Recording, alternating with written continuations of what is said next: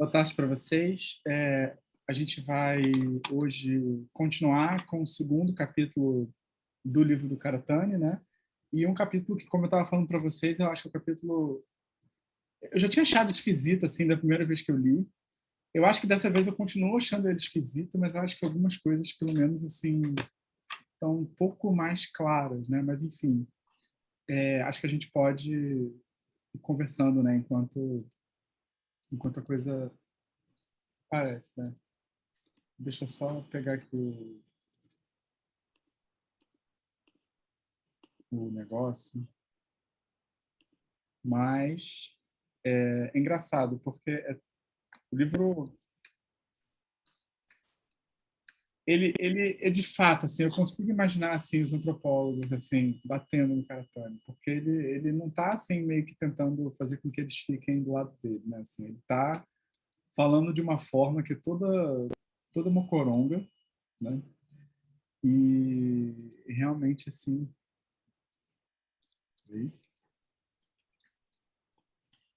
consigo concordar.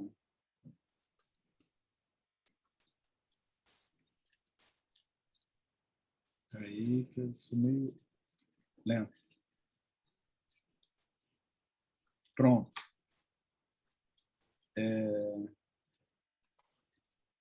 Aí. Pronto. Bem, então, assim, hoje eu acho que vai ser um papo, pelo menos assim, a parte, né, que eu tinha preparado, ela é mais curta, né? Mas eu acho que a gente pode fazer que nem foi na semana passada, né? Que foi uma coisa meio... Não foi uma coisa assim, né? Tipo, eu falei, depois as pessoas foram entrando, né? Foi uma coisa mais, acho que, orgânica, né? Mas eu acho que, assim, só para, digamos assim,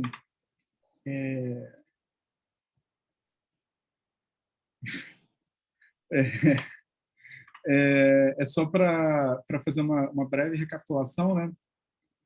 Eu acho que o principal elemento que é importante destacar nessa primeira parte é que ele está tentando, isso vai aparecer, tipo, sei lá, na última frase, mostrar que é importante a gente fazer uma análise das formações históricas, mas o erro, né, digamos assim, da tradição marxista foi não compreender que, ainda que você tenha relações de troca, né, claro, isso é uma coisa constante, ainda que você tenha até formas de produção, que você não, quando você ignora que você tem tipos de modos de troca diferentes, isso acaba invisibilizando certas relações, certas estruturas e tudo mais, né? E o Karatani, eu acho que a grande questão que ele vai trazer também é que, assim, eu acho que ele é muito clastriano, eu acho que ele não enfatiza esse ponto tanto, mas, assim, eu acho que, para mim, pelo menos, está gritando, que é o Estado, ele é algo que está sempre ali como uma tensão de aparecer, mas a forma como a sociedade se organiza, ela é contra o Estado, né? Sobretudo, pelo menos nesse modo, nesse momento em que o modo A... Eita, peraí que a minha gata quer... A gata quer ir para a janela. Ela tá... Enfim, vai, gata. Ela ficou assim com a bunda assim aqui na minha frente, e essa gata ela tem um problema que ela peida, sabe? Ela peida tão ruim quanto humanos. Então, assim, acho que não seria muito legal. Mas eu te amo, puxa. Mas, enfim. Então, a gente vai ter assim essa tentativa, né, de mostrar, eu acho, por meio da reciprocidade, né, que você tem uma formação social que impede o surgimento de desigualdades, né? Porque o Karatani ele vai fazer, acho que, dois grandes pontos do primeiro capítulo. Primeiro, as formações sociais, tais como a gente entende, elas começam a aparecer durante a passagem digamos assim, do nomadismo para o estabelecimento de formas de moradia permanente, né? Ou seja, quando acaba, né, por conta quando essa possibilidade é meio que barrada em parte por conta das mudanças climáticas, a gente começa a ter então o surgimento de uma sociedade que vai começar a ter estratificação social, que vai ter lidar com outras comunidades e que vai ter uma série de outros problemas que vai implicar na necessidade de soluções sociais, né? Ou seja, as formas de organização vão tentar lidar com essa mudança de modo de vida. E o principal problema que vai surgir nesse momento é a possibilidade de desigualdades aparecerem. Porque quando você tem o estabelecimento de sociedades, né, que estão localizadas de maneira permanente, o que o Karatani vai dizer é que abre-se o caminho para você acumular riquezas, né, enfim, e produzir desigualdades. Como, então, que desse momento não aconteceu, né, o que tem lá naquela historiazinha, pelo menos do russianismo vulgar, né, que é o primeiro homem que disse esse espaço é meu, né, aí começou tudo a dar ruim para a sociedade, né? Como é que isso não aconteceu? Bem, para o Karatani não aconteceu, porque, claro, porque ele é clastriano, mas não aconteceu porque instaurou-se um modo de troca, né, que, digamos assim, impedia que as pessoas acumulassem riqueza, né? Ou seja, teve uma estrutura, né, de dádiva e dívida, né, que a cada vez que você, digamos assim, que as relações sociais se organizavam a partir da partilha, mas era uma partilha que criava uma compulsão, né, um constrangimento, né? De modo que você podia dar uma coisa para alguém, mas a pessoa ficava em dívida com você e você tinha sempre que retornar ela para a pessoa, né? Isso vai criar uma estrutura política que ele vai basicamente chupar do Karatani, do Clastres, que é a ideia de que, bem, nessas sociedades, quem tem poder, né, ou seja, o, quem tem poder, né, ou seja, o chefe, ele tem que constantemente dar presentes para as pessoas, né, ou seja, ele abre mão da sua riqueza material como um pagamento, de certa forma, por ele estar ocupando essa posição de poder, né? Agora, o que a gente tem nesse segundo capítulo que é um pouco esquisito, eu acho, assim, que não está tão claro, mas pelo menos para mim foi aparecendo, né? Ele vai se perguntar, bem, ok, então a gente tem essa estrutura da reciprocidade, a reciprocidade o que impede com que você tenha certos poderes que se acumulem, se concentrem e que as desigualdades apareçam, né? Ou pelo menos assim se institucionalizem. Mas de onde vem a reciprocidade? Né? Porque é importante, eu acho, dar uma justificativa que não seja puramente, digamos assim, eu acho que a justificativa para a reciprocidade ter o caráter compulsório, ela tem que ser fruto da própria análise social que ele está tentando empreender, né? Ela não pode ser simplesmente, bem, você teve as mudanças climáticas e aí a reciprocidade começou a surgir. Isso seria meio esquisito, né? Ele nem precisa justificar por que as pessoas vão começar digamos assim, elaborar essa estrutura, né? A desenvolver e se organizar a partir dessa estrutura. E ele vai dar uma justificativa que ela passa por dois problemas. Pela relação do animismo, né? Ou seja, pela uma passagem que ele vai dizer que entre o nomadismo e as residências permanentes, você tem uma passagem do animismo para um animismo com relações mágicas, né? E também esse caráter, digamos assim, ritualesco da morte do pai, que seria reencenado, né, que ele vai dizer no final, que isso é o que impede, né, de você ter o surgimento do Estado, né, que é como se fosse uma sociedade que sempre soubesse de antemão que você tem essa ameaça. Mas vamos ver se a gente consegue, conversando também, isso ficar um pouco mais claro, né? Eu tentei só mais assim elaborar as principais elementos, né, que o Karatani constrói no capítulo para a gente poder ver e conversar, né? Bem, basicamente ele começa, né, recapitulando o que ele tinha falado antes, né? Ou seja, o problema da dádiva, né, que é a troca recíproca, ela vai ser considerada sobretudo entre diferentes comunidades, né? Ou seja, ela não é apenas considerada como uma relação que existe dentro de uma comunidade, né? Que é o que, na verdade, a gente vai encontrar, por exemplo, em alguém como Levi-Strauss, mas ela é considerada, sobretudo, do ponto de vista de fora, né?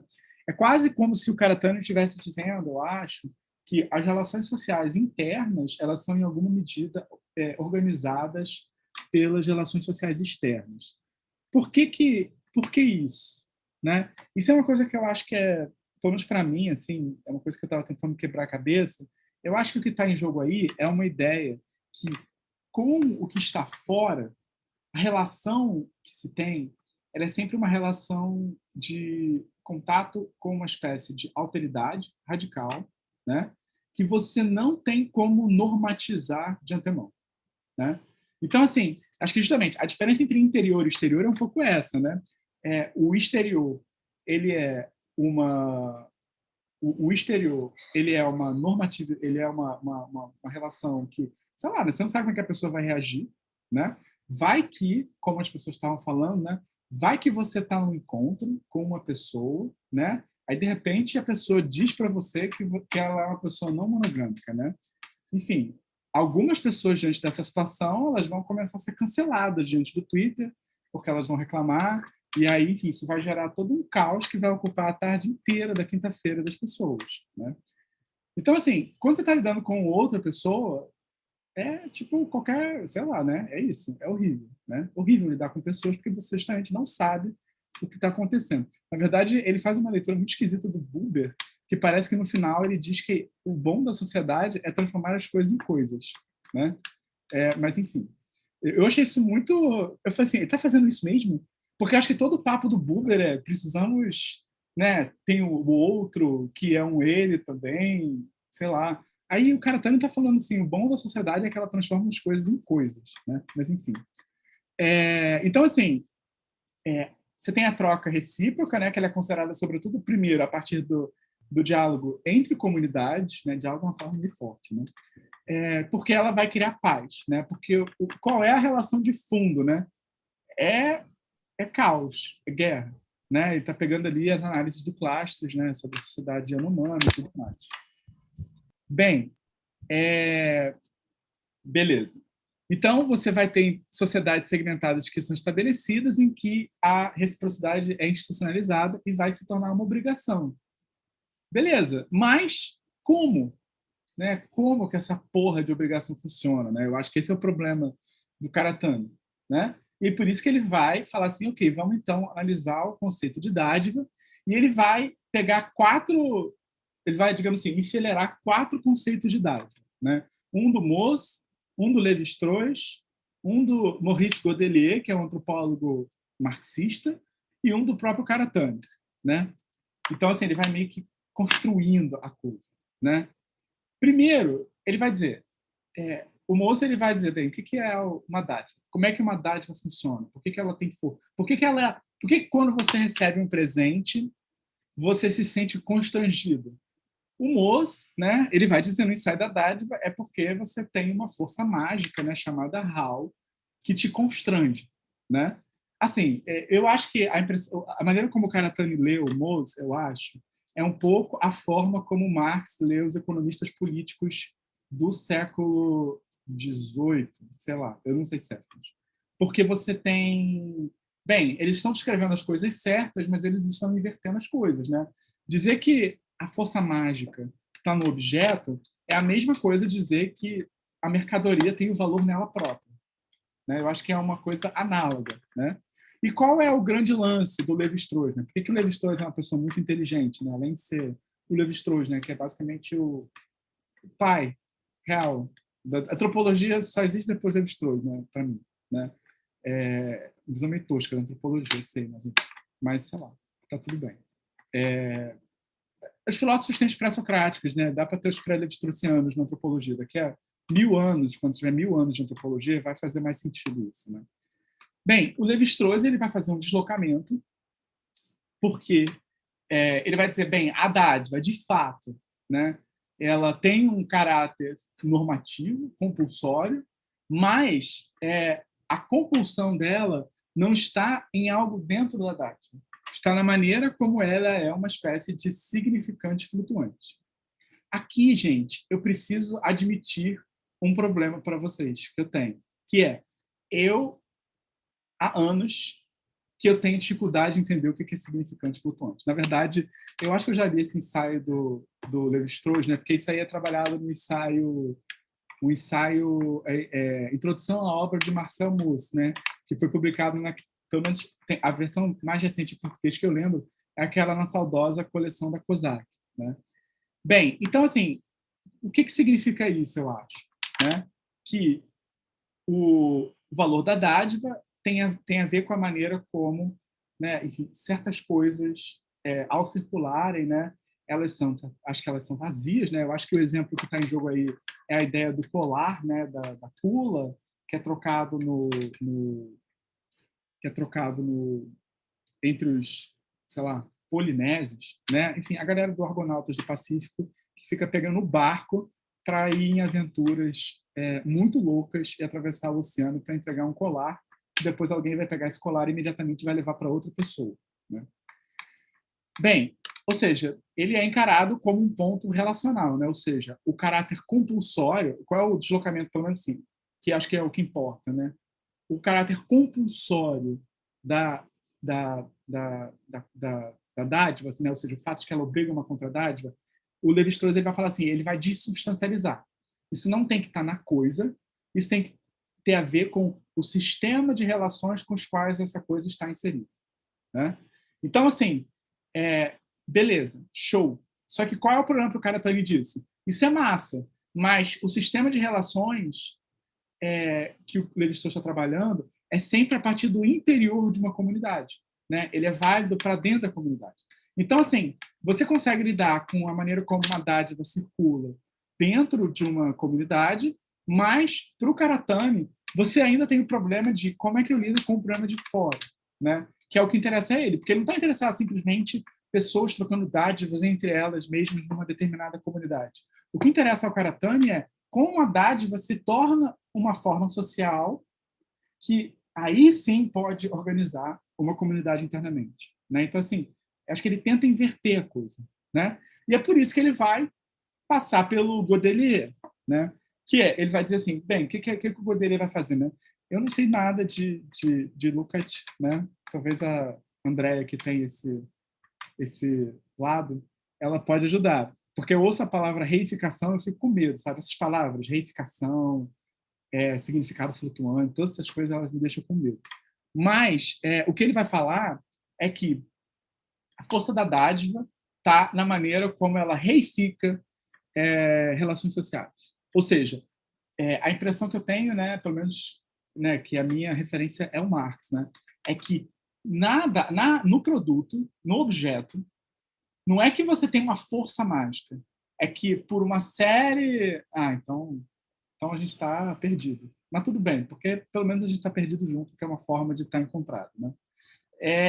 Bem, então, assim, o que o Godelier vai dizer? É que naquele objeto, ele vai meio que dar um passo além ao Lévi-Strauss. Não é apenas que aquele objeto tem um sentido numa determinada comunidade. É que o sentido específico dele é que ele representa as relações sociais. E, assim, isso faz bastante sentido. Por quê? Quando eu dou um presente para alguém, eu estou, de certa forma, né, é aquilo que o Karatani tinha dito, né? A dádiva ela é uma maneira de você estabelecer uma relação com alguém, mas uma relação específica em que você dá algo para alguém e a pessoa tem uma dívida com você, né? Então, assim, não é exatamente uma relação hierárquica, mas é uma relação que estabelece uma compulsão de determinada maneira, né? Por isso que a dádiva é sempre cercada de hostilidade, né? De passivo-agressividade, né? Ela não é uma relação assim bonita, né? Digamos assim. E o que o Karatani vai dizer? O Karatani vai dizer, massa, realmente, a dádiva ela não é simplesmente, né, um significante flutuante, ela é um significante flutuante que, digamos assim, entre digamos assim, as relações significantes são as relações sociais. Ou seja, ele dá um conteúdo para o que o Lévi-Strauss vai falar, de certa forma, né? Só que, como é que ele vai fazer isso, né? Aqui que o Karatani vai falar, que é uma coisa meio maluca que ele não explica, porque o Karatani ele tem uma teoria, ele menciona assim em 2 frases, que ele fala assim, mas não precisa, a gente não precisa passar pelo Lukács, porque o dinheiro já faz isso. Não precisa, aí não precisa se comprometer com teorias de reificação, porque o dinheiro já é essa operação, já digamos assim, recolhe em si, né, essa função de exprimir, concentrar e exprimir as relações sociais, né? E eu acho que o que ele está fazendo referência aí é a maneira como o dinheiro, né, ele é, digamos assim, aquilo que nos localiza na sociedade, né? Mas ao mesmo tempo não só isso, né? Mas o fato de que o valor do dinheiro ele é um produto das relações sociais, da totalidade das relações sociais. Não é só das relações sociais, é da totalidade das relações sociais. Tem uma incomensurabilidade que é concentrada no dinheiro. Eu acho que assim, quem saca isso de maneira muito boa, embora ele seja um inimigo, é o Hayek. Quando ele diz que o dinheiro, né, o preço, na verdade, é uma forma de você se localizar socialmente, enquanto indivíduo, isso acho que deixa ver um pouco isso, né? Você se localiza, o que não quer dizer que você entende o que está acontecendo, né? Mas assim tem ali esse elemento, né? Mas enfim, então o Karatani vai falar assim, o Godel ele está certo no sentido de que a gente precisa dar essa carne social para o sistema de significação, mas a gente não precisa se comprometer com nenhuma teoria da reificação, né? Basta a gente entender como funciona o dinheiro, né? Como funciona a troca comercial, né? E aí o Karatani faz uma distinção que eu acho que é importante, que é uma distinção entre mercadoria e idade, né? Ou seja, a mercadoria o quê? Ela é uma troca comercial em que uma pessoa tem uma mercadoria e a outra pessoa tem o dinheiro, que é um tipo de mercadoria esquisita, né? Que, enfim, faz às vezes de mercadoria, né? Mas é uma mercadoria um pouco assimétrica, né? Porque enquanto a mercadoria você só pode trocá-la por dinheiro, o dinheiro você pode trocar ele por qualquer mercadoria. E, por outro lado, enquanto a mercadoria ela pode ter o seu valor, digamos assim, alterado, né? Dependendo do sistema que você está inserido, o dinheiro ele vai sempre ser uma determinada quantidade, né? Nesse sistema de relações. A coisa é um pouco mais complicada que isso, obviamente, né? Mas você tem esses 2 elementos assimétricos e quando uma pessoa compra algo com dinheiro, o que a pessoa está fazendo? Ela está, por meio do dinheiro, ela está transferindo o direito à posse, né? Ou seja, quando você compra algo, você está, aquilo é seu, não tem mais relação com a pessoa, né? E aí qual é, digamos assim, a situação que vai surgir no capitalismo, né? É justamente, sobretudo, vai surgir no período do entesouramento, né, dos estados modernos, que é, se o dinheiro é aquilo que permite você comprar qualquer mercadoria, você vai procurar acumular dinheiro, né? Porque o dinheiro ele é potencialmente todas as coisas, né? E aí, então, assim, o dinheiro tem uma estrutura, né? Aliás, a troca comercial tem uma estrutura que, deixado livre, ela acaba levando a uma acumulação de capital, né?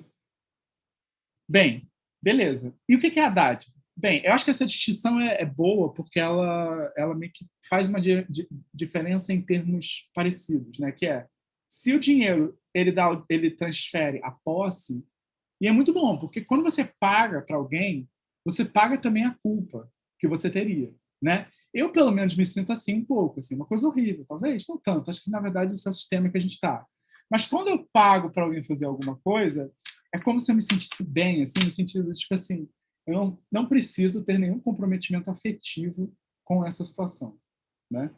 E eu acho que esse é o lado, pelo menos assim, até esse ponto, eu sou a favor das trocas comerciais, né? O problema, na verdade, é a maneira como as trocas comerciais fundam e organizam a sociedade como um todo. Agora, quando você dá um presente para alguém, o que o Karatani vai dizer, né? Você não dá para ela a posse, você dá direito ao uso, né?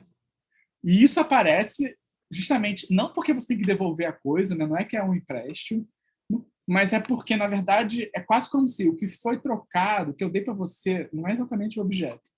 Por isso que você tem que me devolver em algum momento. E você vai me devolver talvez de outra forma, mas você tem que me devolver, né? É por isso que, sei lá, né? Tipo, você gosta muito de uma pessoa, você tem amigos, aí você dá um presente pro amigo. Legal, massa, né? Você se sente o quê?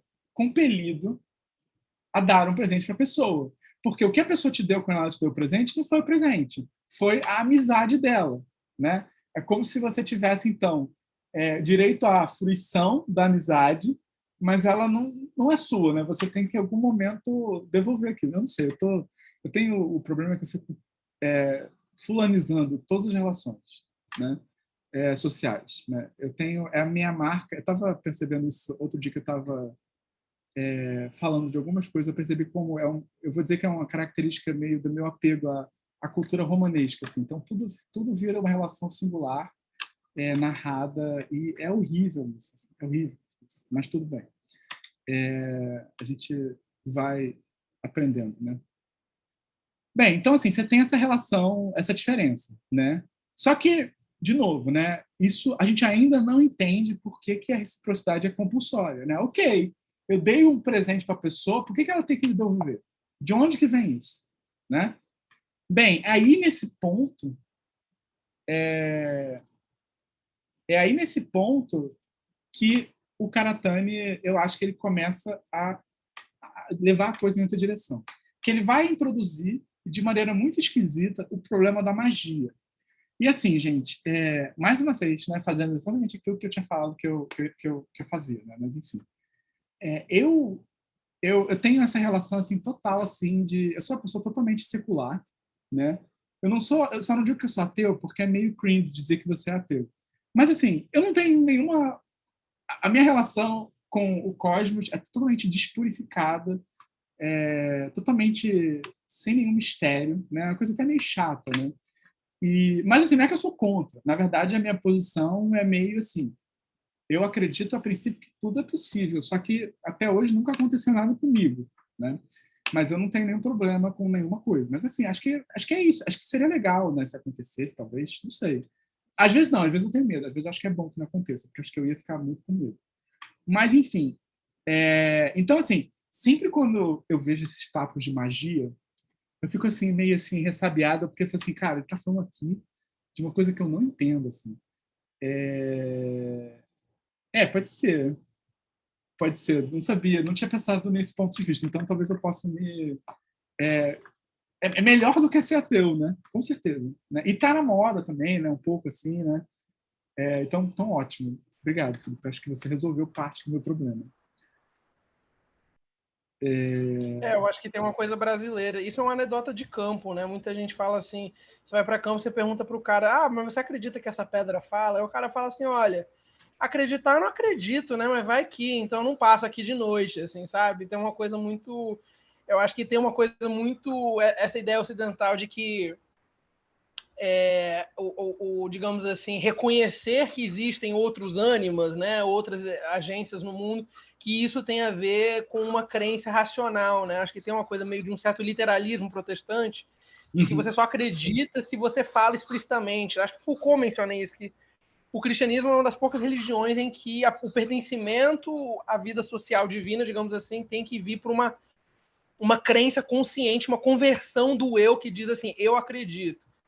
E muita, assim, eu acho que mesmo dentro das religiões que acreditam ser assim, a maioria das pessoas não entende a sua participação no divino dessa maneira, assim, né? Sei lá. Então eu acho que o vai que é sempre bom, né? Porque é um pragmatismo sem ser utilitário, entendeu? É tipo assim, eu estou aberto, mas também eu não estou me comprometendo muito, mas eu também eu não vou incomodar ninguém com isso, assim. Eu não vou atentar contra. Eu não sigo, mas eu também não vou atentar contra. Tipo, um jeitinho brasileiro aplicado ao cosmos, assim. Pô, Mas adorei. enfim. Adorei. Pera que o Michael ia sair porque eu ia pedir para ele falar um negócio. Porque, enfim, quando ele voltar, eu lembro. É, o uso dele, você falou, né? Porque se o uso dele é de fetichismo na época. Então, eu não sei, André, eu acho que o uso dele tem a ver com misturando o Moss com o Freud com o Marx. Por isso que eu acho que é muito. Marx e o Levi-Strauss, não? É, é, Eu sim. também parte, né? Tem uma, uma, uma conciliação com o feiticeiro, né? O feiticeiro e sua magia do Levi-Strauss, né? Que depois o Lacan vai fechar isso, né? Mas né? Não, a minha questão é só se ele não faz esse uso por isso, né? Por esse diálogo. Eu acho que sim. Eu acho que não, eu acho que tem, eu acho que faz muito sentido, né? Porque tem um caráter fetichista, né, na mercadoria, então ele vai trazer isso para a dádiva. Total. Na verdade, eu acho que isso fecha muito bem o movimento, né? O que eu fiquei pensando também, que eu queria comentar, que aí talvez o Michael pode falar mais, não sei, é que o que o Felipe falou, né, lembra muito também a coisa, um conceito do... Meu Deus, qual é o nome dele? Está muito longe. Faller. O Faller, a interpassividade. Porque o Faller vai falar isso, né? Que, tipo, as estruturas de crença, elas não são, né, dessa forma que você falou, né? Tipo, ver para crer, né? As estruturas de crença, na verdade, elas tendem a ser muito mais do... tem gente que acredita, então eu não vou desacreditar. Isso é a forma de crença, né? Na verdade, para ele, a forma privilegiada de crença é essa mesma, é justamente essa negação, assim, você dizer assim, a estrutura que ele analisa é essa, tipo, I know better, but still, tipo, eu sei que não é, mas mesmo assim, tipo, inclusive eu marquei, engraçado você falar disso, porque eu marquei uma transição aqui do, do Karatani, que ele parece que faz exatamente isso aqui, ó. Na página 52, ele está falando assim, o Freud faz uma analogia com animismo, não sei o que lá, como narcisismo infantil, o Levi-Strauss critica essa posição. Still, it's possible for us. Tipo, ele meio que faz um, tipo, tem isso no Freud, mas mesmo assim, vamos seguir um pouquinho mais longe com isso, tipo... Sim. Tipo assim, eu sei que não dá... E, de fato, ele fala isso, né? Eu sei que não dá para mais acreditar no totemismo do Freud, mas... Não, de fato, eu acho que isso é... E eu fiquei pensando agora também se daria... O Faller chega a falar do Moss, do Levi-Strauss, porque eu fiquei pensando se daria para pegar os sistemas de crença e ordenar eles a partir dos modos de troca também. Porque, assim, daria um trabalho, né? Mas, assim, não tanto, né? Porque, na verdade, tudo já está meio pronto. Pronto no sentido de... Mas porque se você pega essa crença, é uma crença que você não tem uma... A crença protestante, né? Talvez seja comercial no sentido de que você paga para ver, né? Então, assim, você precisa ter uma equivalência entre estabelecida, né? Aí talvez tenha um sistema de... Não sei, fiquei pensando nisso, né? Talvez aí seja algo para ficar atento, né? Eu devolvi esse livro, né? Eu li emprestado, infelizmente devolvi, mas às vezes a gente tem que ser honesto, né? Mas ele tá carão, né? Mas eu gosto muito desse livro do Faller. On the Pleasure Principle. Quando você vier para o Rio, você vai tem um cara que é um cara que gráficas Renato. Que imprime lá, né? A galera falou, né? Vai lá, eu te passo o zap. Enfim. Pois eu acho que isso é bom, isso que vocês falaram ajuda, né? Porque realmente talvez a própria relação social, eu acho que ela é nessa ordem, né? Tipo assim, a própria troca, né? É tipo assim, não é que eu estou em dívida com a pessoa, né? Mas vai que também, né? Vai que em algum momento essa dívida é cobrada, né? Então eu acho que talvez seja uma forma até meio que de desnitianizar um pouco essa estrutura de crédito e débito, eu acho, né? Eu estou de mal com Nietzsche, né? Então eu vou tomar isso como uma coisa positiva. Bem, então ele vai passar para magia, né? Só que ele vai fazer justamente isso, né? Ele vai querer entender a magia por meio da reciprocidade, né? Então ele inverte a estrutura que opa, caralho, ele inverte a estrutura que você tem, né? Em vez de explicar a reciprocidade pela magia, né? Ou seja, a reciprocidade ela é fundada na magia, ele vai dizer que a magia é fundada na reciprocidade. Isso é importante para ele, eu acho, porque ele está tentando defender um conceito de modos de intercâmbio que não é apenas uma relação entre pessoas, né? Os modos de intercâmbio são relações entre pessoas e coisas, né? Então, assim, tem uma relação social com as coisas, né? Então, ele vai dizer, né, que isso tem uma anterioridade, né? E ele vai fazer essa afirmação que a gente não tem o menor lastro antropológico, que não existe magia nos bandos nômades, né? Isso aí é aqueles momentos do Karatani que eu só respiro e penso assim, ele não tá... Tem que ignorar. Porque não tem que ignorar, né? Mas é porque eu acho que, para ele, os bandos nômades não são formações sociais que nos importam. No sentido de que os bandos nômades, o Karatani ele tem um pouco do comunismo nostálgico dele, né? Que eu acho que ele enxerga, né? Ele fica falando, o pessoal fica falando desse comunismo primitivista, né? E tal, a gente tem que entender ele. Só que eu acho que ele mesmo, na medida em que ele vai botar o modo D, né? Que Deus o tenha, como retorno da sociedade nômade, eu acho que, de alguma forma, ele meio que toma isso como se não fosse uma sociedade, porque não tem o problema da sociedade, que é restrições, né? E aí eu acho que, nesse sentido, a gente pode aceitar, pelo menos no sentido de, ok, vamos deixar isso para outro momento, né? Mas ele vai dizer que o animismo ele é uma pré-condição do surgimento da magia, né? E que essa é a continuidade que a gente vai encontrar entre as sociedades nômades e as sociedades clânicas, né? Ou seja, as sociedades que se organizam a partir da... Peraí que a gata vai... Se organizam a partir da reciprocidade. Vai, gata. Ela não quer descer. Bem, então, o que é o animismo? Né? Bem, todas as coisas são animadas, né? Todas as coisas possuem espírito. Eu entendo esse animado aqui, no sentido Karatani, como todas as coisas elas são livres, mas livres no sentido de que é horrível e dá medo a alteridade do outro, né? Porque o outro ele é livre para qualquer coisa até que ele faça alguma coisa, de certa forma, né? Isso eu acho que é uma causa de terror, né? Isso ele acha que já tem nos bandos nômades, né? Enfim, porque eles vão enterrar as pessoas, né? Então já tem uma crença de que mesmo mortos, né, vai ter um caráter espiritual, mas ele vai dizer que a magia só vai se estabelecer, né, quando as relações de reciprocidade forem estabelecidas com o espírito, né? Ou seja, você só precisa se preocupar realmente com seus antepassados quando eles morrem e você continua no mesmo espaço que eles. Porque se eles morreram e vocês enterraram e foram embora, vocês não têm mais relação social, né? Eles têm espírito, massa, mas eles não estão mais lá, né?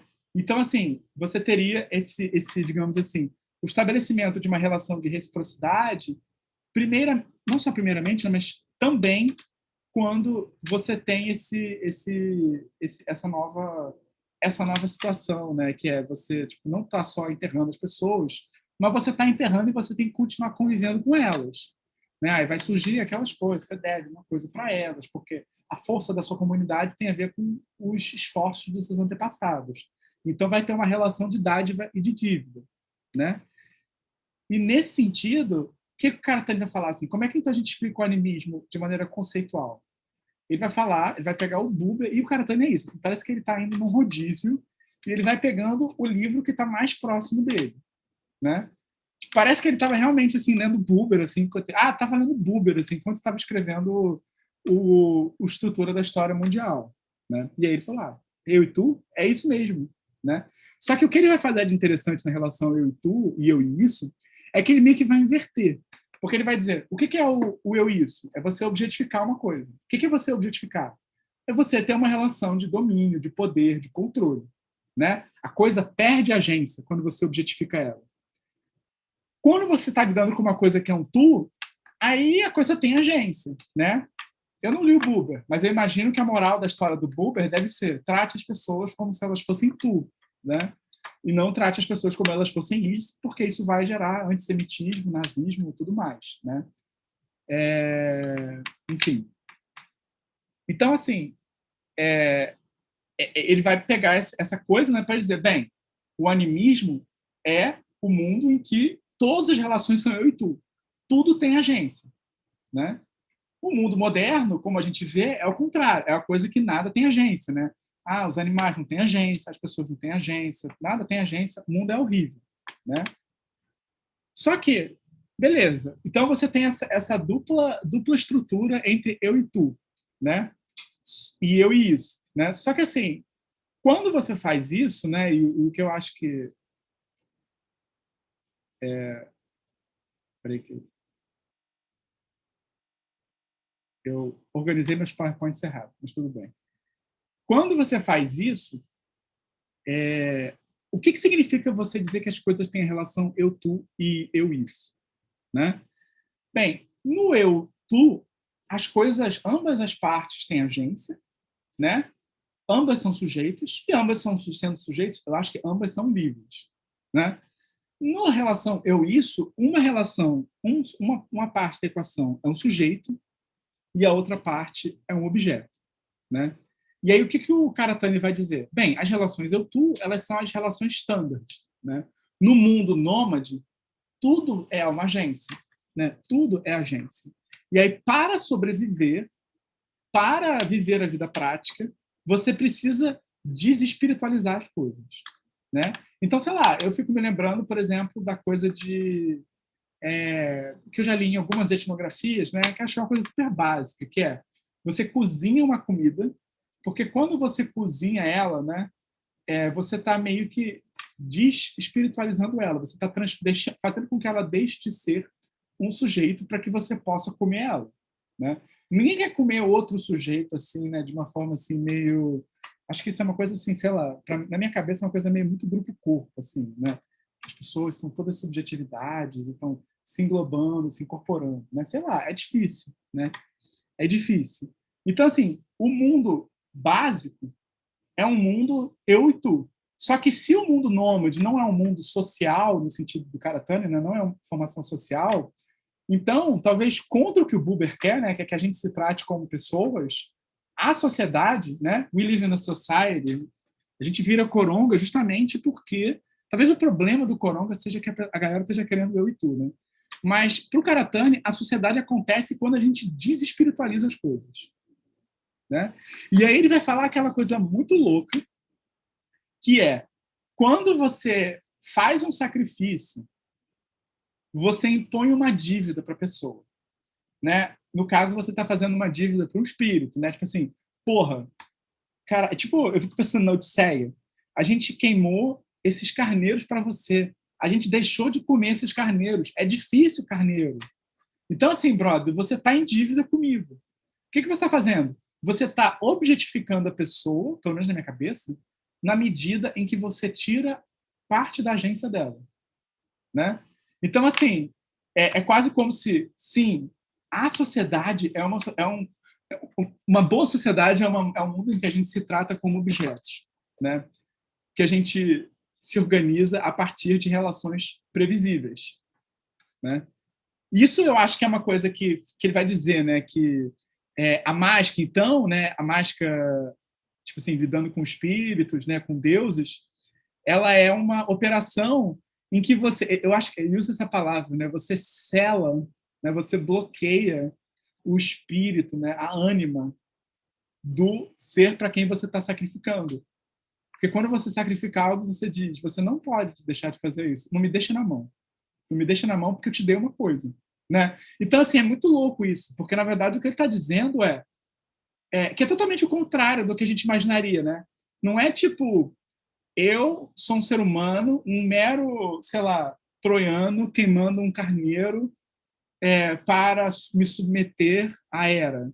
Na verdade, é o contrário. É tipo assim, isso mostra a força do troiano, que ele consegue submeter a Hera porque ele ele faz uma oferenda. A oferenda, e é uma merda, a oferenda é muito ruim. Ninguém quer uma oferenda. A pior coisa do mundo é você receber um presente de uma pessoa que você não quer. Né? Melhor não ter relações sociais, na verdade. Né?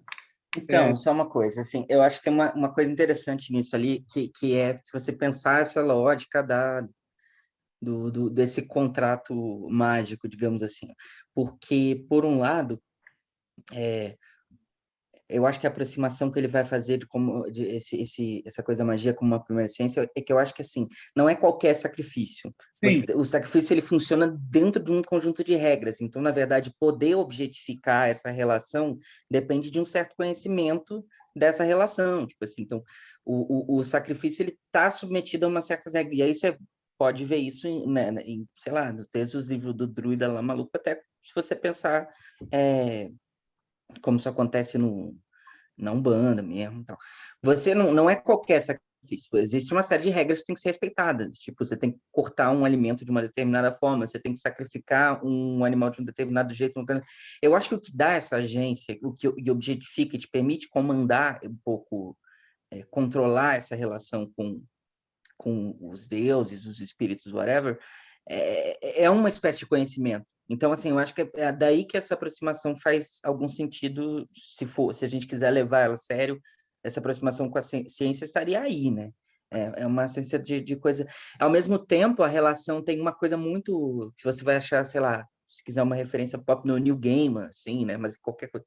Tem uma coisa também de quando você encontra esse outro espiritual, você também não deve aceitar, você também deve conhecer as regras do outro lado, assim, para você não sofrer essas pressões e influências e tal, tipo, dessa coisa, um estranho te dar um presente numa floresta isolada, tipo, não aceita, cara, porque vai te cobrar, entendeu? Tipo, o outro lado também tem, ele não fala disso, mas se você for levar essa maneira como você tem essa relação mágica, isso teria que ser meio que levado em consideração também, porque tudo tem a ver com isso, como você joga com essas regras da magia, no caso, que é basicamente esse contrato, no caso, né?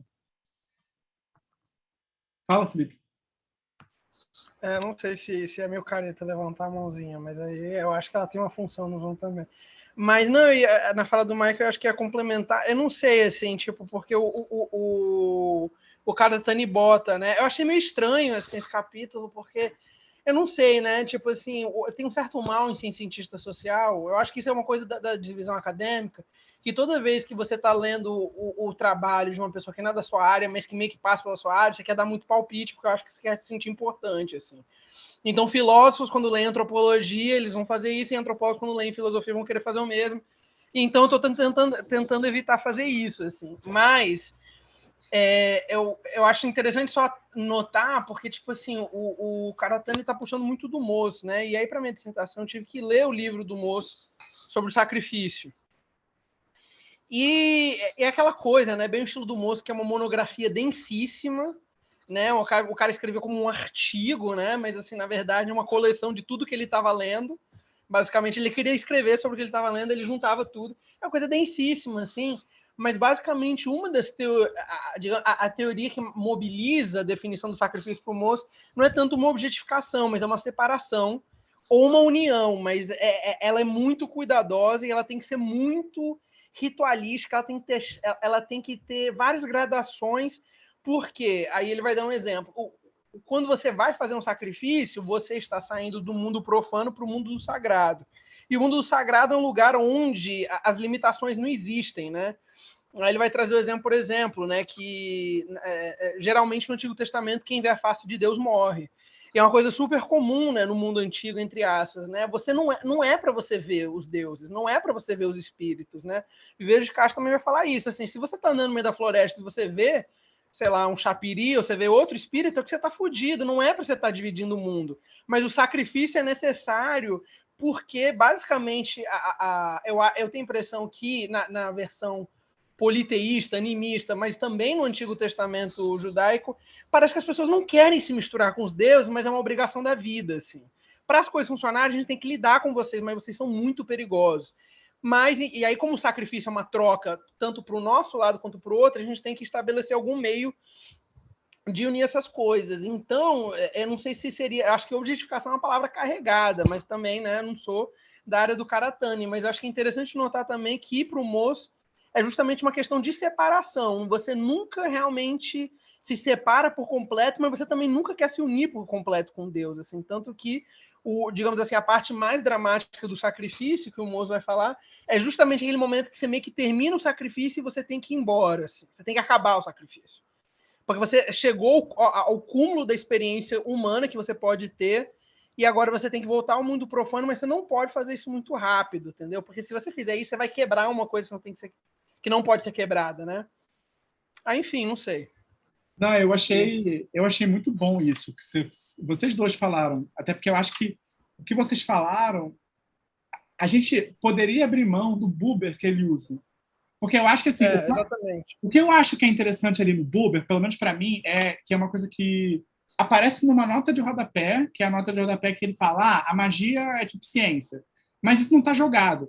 Eu acho que assim, talvez assim, pegando o que vocês falaram, né, pelo menos está ficando mais claro para mim agora, é que a objetividade aqui é no sentido que ela é o estabelecimento de uma relação no sentido de que você sabe o que está em jogo ali. É isso que é objetificar. Porque quando você objetifica, não no sentido moral, e por isso que eu acho que é bom, que é você tem uma previsibilidade. E aí eu acho que nesse sentido, mas aí eu acho que é isso, né? As referências aos rituais, assim, digamos assim, se a gente se mantesse na gramática própria, já do ritual, já teria esse elemento, que é uma forma de controle e experiência. Só que é uma forma de controle e experiência que não se dá da ordem digamos assim, da equivalência, que é a ciência da mercadoria, digamos assim, e também não vai ser a ciência que eu diria que é a ciência da escolástica, né, que é a dedução de cima para baixo, né? Talvez assim, talvez a gente poderia ver isso, né, que aí eu acho isso, o que vocês falam caixa, né, que é tipo assim, bem, até a gente precisar, digamos assim, estabelecer relações sociais com os grupos, a gente não tem por que conhecer eles também de verdade, né, digamos assim. Mas aí quando você é obrigado a conviver, aí você precisa criar. Aí eu acho que o transformar em isso ganha esse sentido, né? Que é isso no sentido de eu sou um sujeito do conhecimento, né? E aí eu acho que é isso, né? Você não vai estabelecer troca com qualquer pessoa. Né? Eu acho que isso ajuda a fortalecer assim, o que eu acho que o Karatani fala, né? Isso me veio só uma perguntinha. Ah, tá. Não, Marcos. Pode ir. Não, porque, assim, se você... É uma pergunta para você, Rafa, não sei. Se o Karatani está entendendo espiritualização e desespiritualização como categorias de agência, porque me parece um pouco isso. Sim. O objeto espiritualizado é aquele que tem algum tipo de agência, e o outro, ele é, por exemplo, uma ferramenta, né? Então, por exemplo, o Mozo vai falar muito disso, né? No sacrifício, não só você tem que benzer o animal, por exemplo, o objeto a ser dado ao Deus, mas toda ferramenta, todo aparato que entra em contato com aquilo também não é mais aquilo que... Então, por exemplo, a roupa não é uma roupa. Ela tem que ter características que as tornam puras diante do Deus. Então, isso você vê muito nas religiões afro-brasileiras, né? Não é só um objeto, não é só um martelo, não é só uma faca, não é só... Enfim, né? Todos os objetos que os orixás, inclusive, carregam, eles também são diferentes das suas versões, entre aspas, comuns, assim. Aí eu não sei se você diria mesmo, se é isso mesmo, assim, se é uma questão de agência, espiritualizar ou ter diálogo, né? Porque ele recorre ao Buber, né? E o Buber é engraçado que ele traz o Buber, porque é uma filosofia muito monoteísta, né? A ideia de que você está conversando com um Deus que te ama, né? O Deus é uma pessoa, mas muitas sociedades humanas não entendem os espíritos como pessoas exatamente, né? Tipo, você não faz um sacrifício para Zeus porque você ama ele. É porque ele vai te matar, entendeu? Se você não fizer, assim, sabe? Não tem uma coisa de amor aí jogado. Sim. Não tem diálogo nesse sentido. Eu acho bem isso, cara. Eu acho que essa passagem é muito rápida e na época que eu li, eu voltei bem ao texto do sacrifício do moço também, e dali fui parar nos batalhos, uns coisas bizarras. Mas... Tá mexendo com droga. Ambiente de droga isso aí, hein? Foi pro batalha. Aí, cara... Desculpa. Aí, mas eu acho que é bem essa pegada, porque eu acho que eu acho que a gente vai voltar nisso o tempo todo, lendo Karatani, que é essas passagens em que ele faz assim numa velocidade bizarra e você fala assim, meu irmão, calma, porque essas reduções assim tendem a achatar tudo, né? Então eu acho que essa leitura, eu ia até mandar uma mensagem que eu acho que assim, quando a gente fala assim, o objetificar dele me parece, eu acho que talvez seja melhor compreendido muito mais no sentido de poder lidar com isso. De uma coisa sobre a qual você não tem controle, uma coisa que te assusta, uma coisa que está ali meio que dominando ali você, e entender essas regras, poder lidar com elas de alguma forma, torna essa relação, joga essa relação num outro nível, que talvez seja menos de só estar submetido, de estar sujeito, talvez, é isso, você não está submetido a essa relação, assim, só.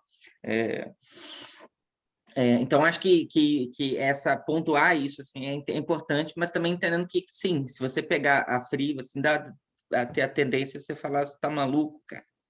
É tipo, por que você está falando dessas coisas desse jeito assim, e misturando isso tudo? Eu acho que isso é meio inevitável. Isso é parte do estilo mesmo. Por isso que acho que foi até a primeira vez que eu falei a história lá de ser 8 bits mesmo. Cara, botar, se você ampliar um pouco o Karatani, às vezes ela vai parecer grotesca a figura, assim, mas se você olhar de longe, você talvez consiga pegar um suquinho de conceito ali que é o que permite, talvez, fazer avançar certas ideias que, se você for no detalhe, você vai ficar no detalhe, você não vai sair dele, né? E só outra coisa para apontar que ele vai fazer a mesma coisa lá na frente no livro, quando ele vai falar do Weber, né? Da toda a discussão sobre desencantamento também. Então, ele meio que retoma isso um pouquinho. Mas, enfim. Eu acho que tem essa coisa que eu concordo com o Michael. Acho que tem esse elemento, mas eu diria até um ponto além, que é o fato de que tem esse elemento torna as referências que ele usa totalmente contingentes. Eu acho que isso é uma força, porque a gente pode trocar elas, sabe? Porque é isso, o Karatani ele não está fazendo filologia, ele não está fazendo uma construção em que tipo, é a história do espírito, e aí o conceito do Buber ele é um momento da história em que aparece. É tipo assim, é uma ideia. Ele literalmente fala assim, então, gente, o Buber tem essa ideia que ajuda a gente a entender. Ele faz justamente aquilo, eu não sei vocês, mas eu acho que assim, aquilo que os meus professores falavam que não era para fazer, que é instrumentalizar a teoria. Só que eu acho que se ele instrumentaliza a teoria, a gente tem a liberdade de também instrumentalizar ele. E eu acho que nesse ponto, o Buber é meio que assim, tem coisas melhores, né? Mas aí a gente meio que substitui, né? Não é um preciosismo nosso, eu acho. Acho que é justamente para clarificar o que ele mesmo está tentando falar. Porque eu acho que assim, tem um ponto importante na objetificação, que tipo assim, o que eu entendo assim, que você tinha falado, perguntado o negócio da agência. Eu acho que ele está falando de agência, só que a agência do Nômade, né? Ela é uma espontaneidade, uma liberdade, uma alteridade absoluta, de certa forma, para ele, né? Porque é uma forma pré-social, eu acho, nos termos dele, pelo menos. Ela é fluida, não tem indivíduos, não tem, sabe? É tudo meio sei lá, né?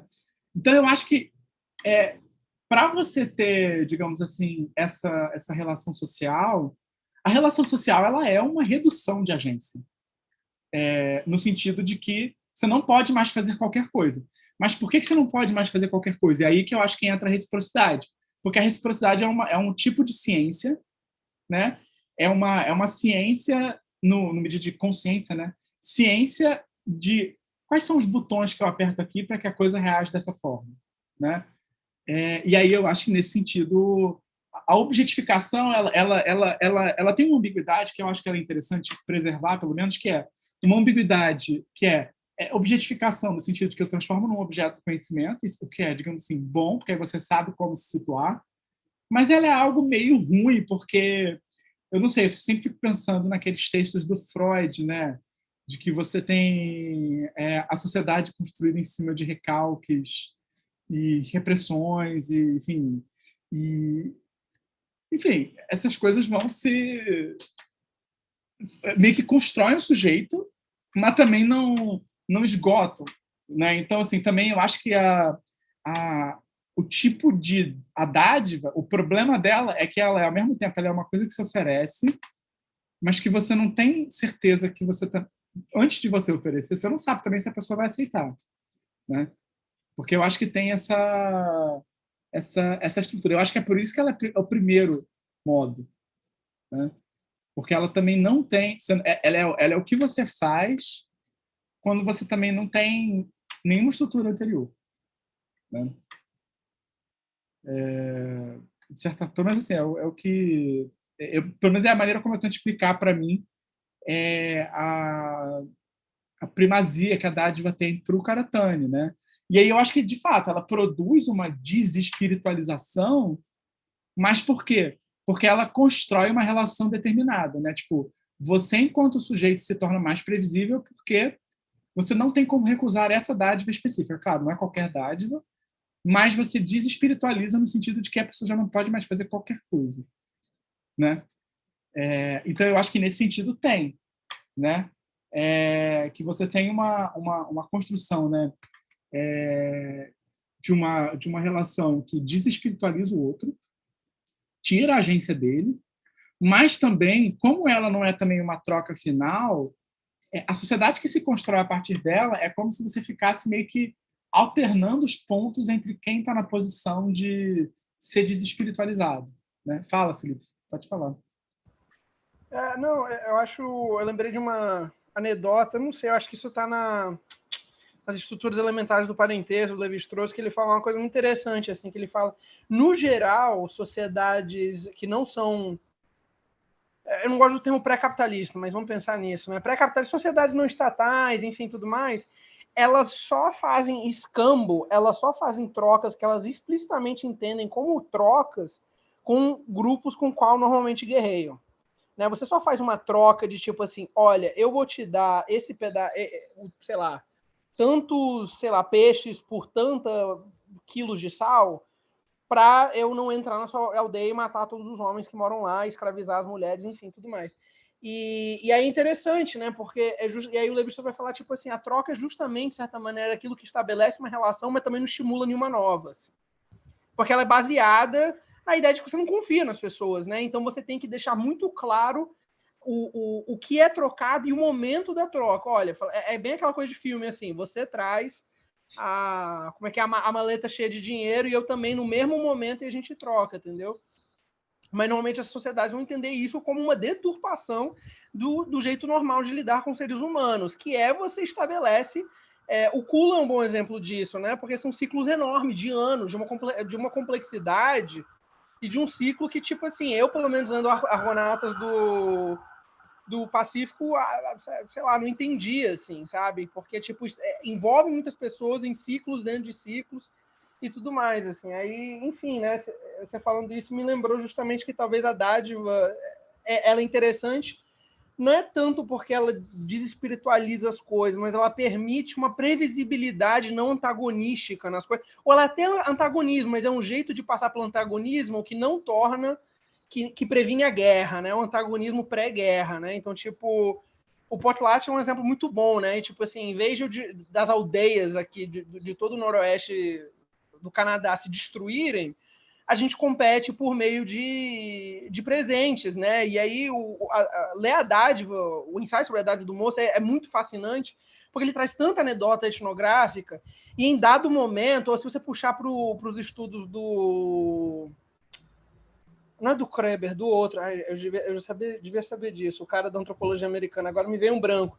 Mas que ele estudou os Kwakiutl, ele vai falar assim que na cerimônia Potlatch, os Kwakiutl, o povo indígena, eles vão dizer assim, tipo assim, os pedaços de cobre, tipo, demandam ser dados. Eles querem... Todas as analogias são de guerra, né? E os objetos falam que eles querem ser trocados, os objetos falam que eles querem mostrar a honra do seu dono, né? Então eles estão estabelecendo relações que parecem antagonísticas, mas elas não são, de certa maneira, desconfiadas, assim, sabe? Eu acho que tem uma coisa... E é por isso que muitos povos indígenas interpretavam o comércio europeu, quando ele se mostrou como europeu, como completamente desumano, né? Que é como assim você procede dessa maneira que você desconfia de todo mundo, né? E aí, enfim, né, os vários embates que surgiram a partir disso. Mas foi uma coisa que me veio aqui à mente. Não, eu achei ótimo, porque, de fato, eu acho que que essa é bem, eu acho que o problema, né? Você tem esse fundo e de alguma maneira, o que eu fico pensando também é que, assim, é quase que se fosse um grau zero, de certa forma, porque você sequer tem a equivalência entre as coisas trocadas. Não tem equivalência, e muitas vezes é uma equivalência que não... qualquer equivalência ela só aparece numa série, né? No sentido de que... Exatamente. Eu acho que você... Ou estipular uma equivalência é hostil já. Exato. Se você chega num ciclo de idade e fala assim, isso é igual a isso, primeiro que talvez a lógica não faça sentido, mas se você força ela, as pessoas vão falar assim, você está tentando quebrar algo. Uhum. Não é para mensurar essas coisas, né? É ofensivo no potlatch mensurar o que você vai dar, o que você não vai dar. As categorias sempre são muito abstratas, né? Tipo, não abstratas, mas são tipo um monte disso, um monte daquilo, toneladas daquilo. Eu me lembro de uma anedota muito boa que o cara fala assim: as minhas caixas de óleo de peixe vão até o teto e depois elas colapsam, assim. Mas ninguém está contando muito, né? Então é justamente isso, assim, uma certa recusa à equivalência mais do ponto de vista analítico. Eu acho que ela antecede um ponto de vista lógico. Assim. Mas ninguém no ato quer pensar nisso. Talvez faça, mas eu acho que ninguém vai falar assim, você, dinheiro é isso, né? Fala assim, não, esse tênis é R$150, se você me der 140, eu não vou poder te dar. Entendeu? Aí é uma equivalência muito, muito, muito clara, né? Não, isso é muito bom, essa hostilidade, né, de mensurar, né, porque, de fato, eu acho que isso acaba também meio que assim, é isso, né, eu vou ficar ainda mais desconfiado de você porque você está tendo mensurar, que se você já tem esse valor, essa escala de valores já pronta, é porque a gente não está realmente assim estabelecendo uma relação, né? Exatamente. E... Você está quebrando a relação se você faz isso. Exatamente. E eu acho que, assim, de certa forma, também assim, é o que explica também que você não tem um acúmulo. Porque eu acho que se você tem essas trocas que não são mensuráveis, que são, digamos assim, sempre estabelecidas nessa dinâmica de que a pessoa, digamos assim, estabelece uma relação, mas essa relação não deixa ela também livre para acumular, porque ela sempre está, de alguma forma, amarrada, mas é também uma amarra que ela não, não deixa, não é uma submissão, né? Eu acho que é isso que ele vai... por isso que eu acho que ele vai destacar, né? E aí ele fala uma coisa que é interessante, que ele não desenvolve, né? Mas que nas sociedades estatais, o tu, né? Que é o quê? Que é, digamos assim, um ponto de agência total, digamos assim, ele é naturalizado na posição de Deus, né? Uhum. Que permite que você estabeleça uma escala de valores que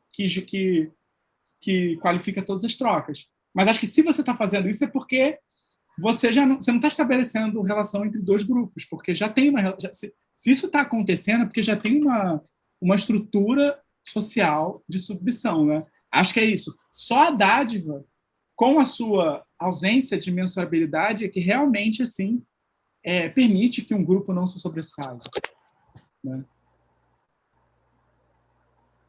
Eu acho, é uma coisa que eu lembrei também do Mons, que eu acho que é uma coisa que o Karatani está lidando com isso, mas ele não explicita, que teria sido uma coisa interessante de citar explicitamente do Mons. No final do ensaio sobre a dádiva, o Mons vai falar muito claramente, a dádiva, ela é, o nome que a gente dá a essa série de fenômenos sociais, históricos, contemporâneos, sei lá o quê, esse é um tipo de coisa que une fenômenos que na nossa sociedade nós entendemos como de esferas distintas da sociabilidade. Né? Elas envolvem direito, economia, moral, tudo mais. A dádiva, o how, né? O objeto que possui a dádiva, é tudo isso ao mesmo tempo. Achei interessante ele justamente estar trazendo a dádiva, bom, porque ele lida muito com esse nó para frente, né? Aí fiquei curioso de ver como que ele vai destrinchar justamente que até agora a gente está vendo muita dádiva de um ponto de vista talvez material, ético, né? Mas não jurídico, né? Porque o ensaio da dádiva eu acho muito interessante isso, porque ele vai falar boa parte da discussão do Moço é sobre como que isso tem implicação jurídica, ou o que a gente chamaria de de júris hoje em dia, né? Tipo, tanto que, sei lá, ele menciona, né? Originalmente réu e gado tem toda a mesma raiz, né? Nas línguas indo-europeias, né? Basicamente significa alguém que é obrigado ao outro por gado, assim. Aí eu fiquei curioso de ver como é que ele vai brincar com isso.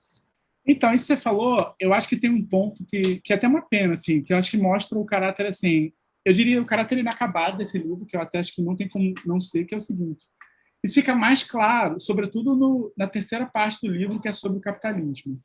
Mas, se a gente só ler o primeiro e o segundo capítulo, fica parecendo que no primeiro tipo de formação social só tem a dádiva.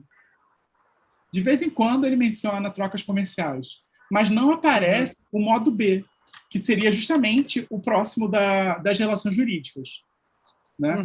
Eu acho que isso é uma coisa que fica em aberto, né? Porque, assim, ele fala, em termos assim, estruturais, assim, quando ele está falando da parte teórica do livro na introdução, que a formação social é composta de uma mistura. Então, assim, nem nas sociedades que a dádiva impera, não vai ter as outras também.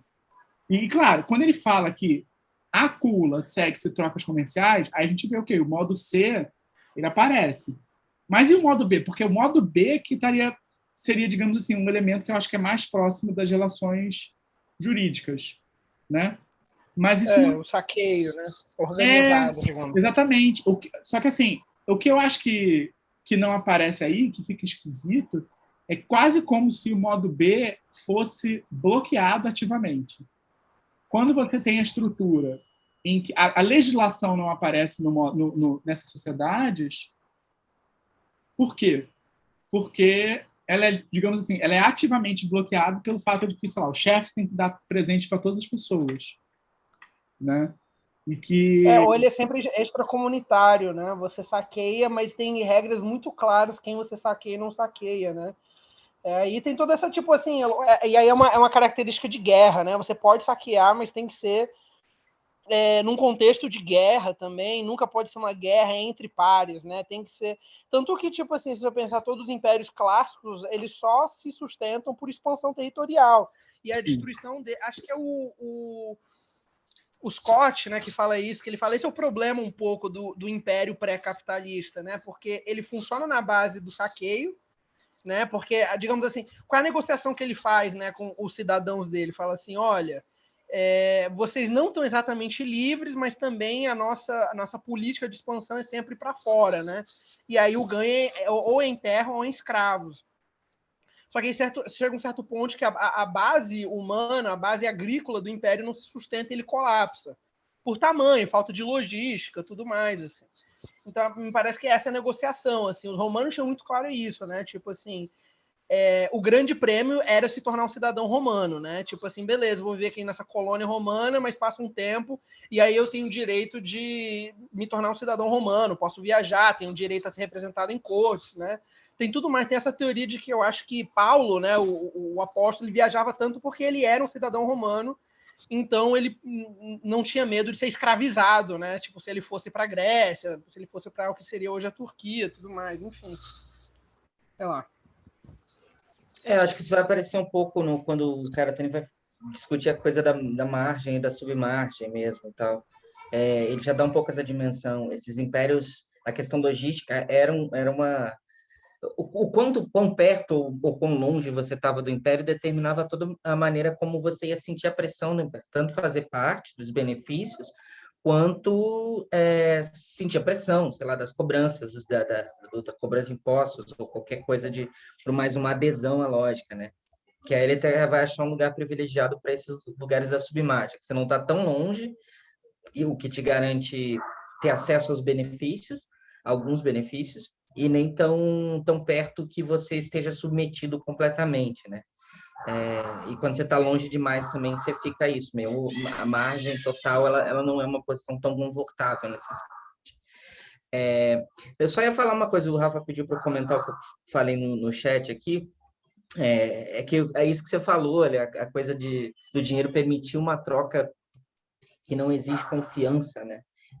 Eu acho que isso é uma das coisas que torna o capitalismo sedutor, mesmo quando você nega, fala que merda isso, sei lá, tem horas que você só quer uma relação que é meio impessoal mesmo para resolver certas coisas.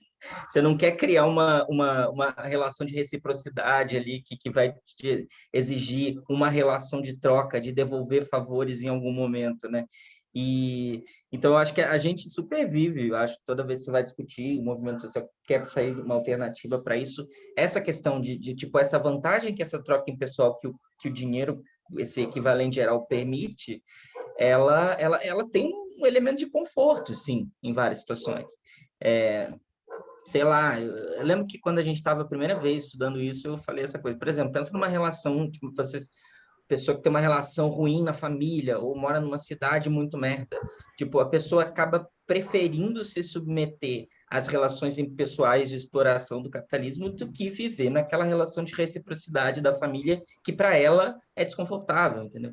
Então, tipo, eu acho que para muita gente essa coisa ainda vai ser um fator bem relevante, assim, de pensar em um outro modo de relação que não seja esse, sabe? Então, só para Às pontuar vezes as isso. pessoas Assim. não querem dádiva, né? No final das estruturas elementares do Sim, Levi-Strauss fala desse sonho indígena de tipo que na vida depois da morte, na terra além da, né, a terra dos mortos, você não tem que você pode viver sem estabelecer relações de troca. Então, as mulheres sempre são virgens, você não tem que caçar, ou seja, você não tem que se exercer, mas você também não tem que ter nada em troca. E você está livre do parentesco, que é a maior pressão da dádiva para o Levi-Strauss é isso. Eu estou livre da família, basicamente, mas eu tenho toda, digamos assim, a benesse que a família me dá. E, obviamente, o capitalismo nunca extermina essas coisas, mas eu acho que ele tem uma sedução muito forte por um mundo onde... Eu acho que, tipo, esse rolê do Vale do Silício é uma música um pouco isso, né? Sonhe com um mundo onde não precisa mais ter relação, sabe? Um meta-universo onde tudo é mediado por uma estrutura tão densa de logística que você pode viver o seu átomo, né? E você pode ter tudo que você mais desejou em termos de produtos, obviamente, né? Ou experiências que também são produtos. E você nunca mais vai ter que, tipo, cumprimentar ninguém, basicamente. Pelo menos do jeito que, tipo assim, esse povo age no Twitter é assim. Você pensar um sonho, né? Tipo, um paraíso, né? Finalmente, sem dádiva, sem nada. Não, eu acho que isso você falou muito bom, porque assim, é o sonho de todo mundo virar uma mônada, no sentido do Leibniz. Claro, né? A mônada, ela não tem contato com o mundo, ela tem contato apenas com as reflexões do mundo do ponto de vista dela. Então, eu acho que é exatamente isso, né? Todo mundo está no mesmo mundo, mas ninguém se toca, ninguém tem contato, né? Tudo ninguém se machuca, né? Não há fricção em nada, né? Pois é, e assim, agora, mas uma coisa que eu fiquei pensando também, que eu acho que é interessante, assim, que é isso, são coisas que eu acho que não estão no Karatani, mas que eu acho que isso você falou, eu adorei, né? Que o sonho é se libertar do parentesco, né? E eu acho que isso, digamos assim, isso reforça a hipótese do Karatani de que o modo A ele é ele é o, digamos assim, o modo de troca dominante em certas formações sociais, porque o nosso sonho é se libertar do trabalho, de certa forma, né?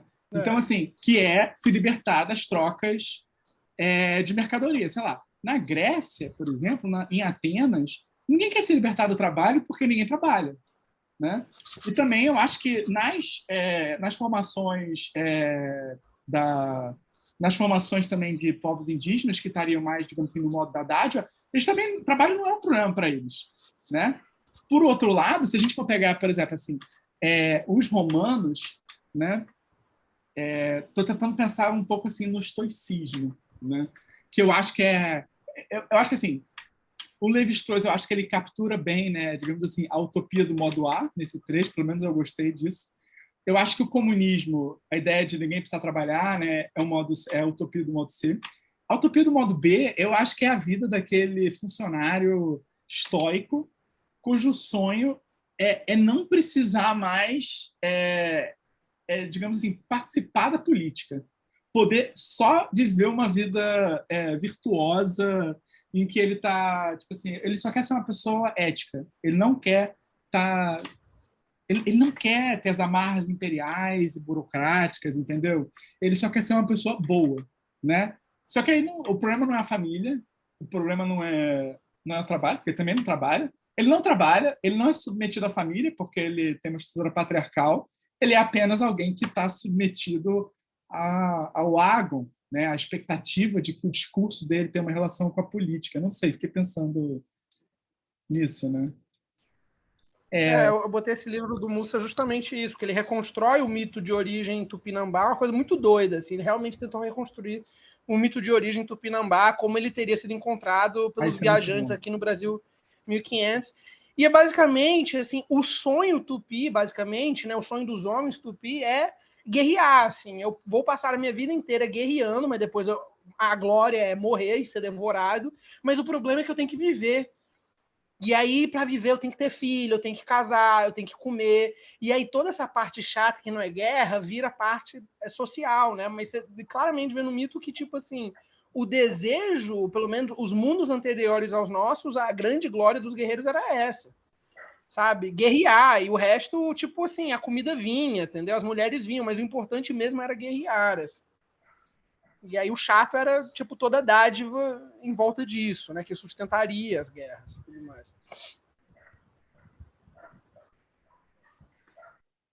Cara, muito bom. Bem, só para muito boa essa discussão. Só para avançar aqui, né, também para já ir fechando pelo menos o que eu tinha preparado aqui, é que aí ele vai, digamos assim, na parte final, ele vai tentar explicar bem, ok, de onde vem essa compulsão, assim, né? E qual é a relação disso, eu acho que com a magia, né? É que você tem, né, a possibilidade de surgir um estado quando você tem a residência fixa, que você pode ter um acúmulo, né? Enfim, essa é a hipótese que ele vai sustentando, né? E que a sociedade de clãs é uma forma de desviar isso, né? E aí, como é que você explica, então, que a dádiva se instaurou como a forma de resolver os problemas sociais que surgem? Né? Por que a dádiva surgiu? E aí, ele vai fazer uma hipótese que eu acho que é meio esquisita, porque eu acho que, assim, eu não acho que ela é um problema. Para mim, ela é um problema só porque o Karatani retoma ela com o modo dele. Se ele ficar só aí, eu acho que eu estaria ok.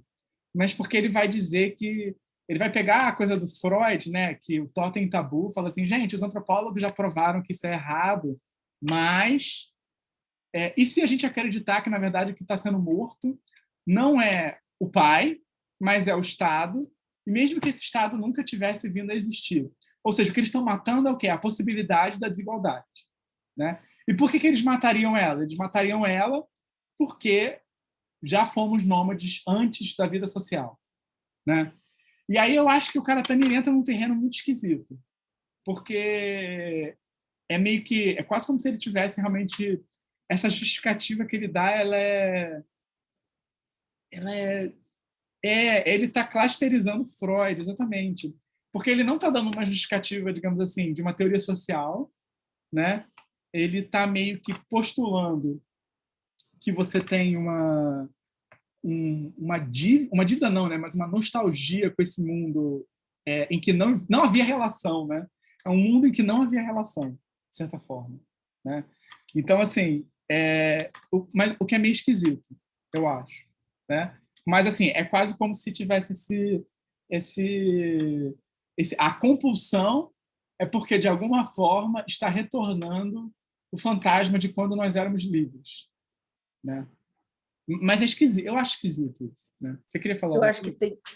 que tem uma coisa meio era uma vez nessas coisas do Karatani. Essa relação dele com o nômade, assim, é meio que era uma vez uma sociedade em que a gente não dependia de ninguém, que a gente andava arrumando.